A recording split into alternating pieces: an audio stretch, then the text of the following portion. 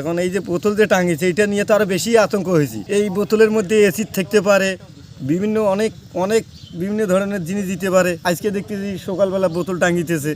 BSF এর আতঙ্ক তো মানে চতুর্পাশে বিএসএফ ঘেরাও, চৌপাশে বিএসএফ চলাফেরা করতেছে, থানা আসতেছে, ওদের বাংলাদেশের মানে বর্ডার দিয়ে হাঁটতে দেয় না, এই কারণে আর আমরা তো আতঙ্কিত আছি।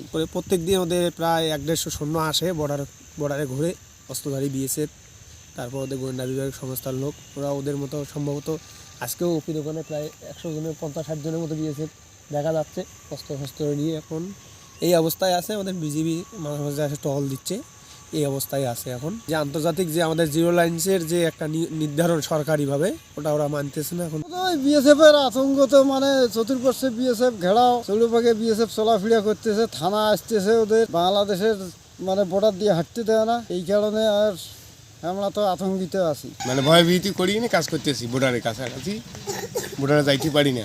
অবস্থা তো খুবই একটু ঝুঁকিপূর্ণ হচ্ছে বেশি, তার কারণে এই যে এরা এখন একটার পর একটা দিতে আছে।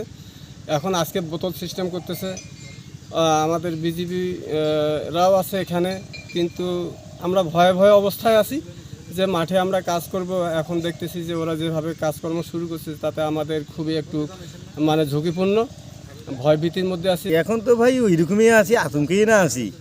আজকে আবার দেখতেছি নতুন করে বোতল টাঙিয়েছে, বোতলের মধ্যে এসিতেও থাকতে পারে, সব কিছুই থাকতে পারে। এইগুলা বোতল তো বাস্টও হইতে পারে। যে জিনিস টাঙিয়েছে দহগ্রামের লোক খুব আতঙ্কে আছে।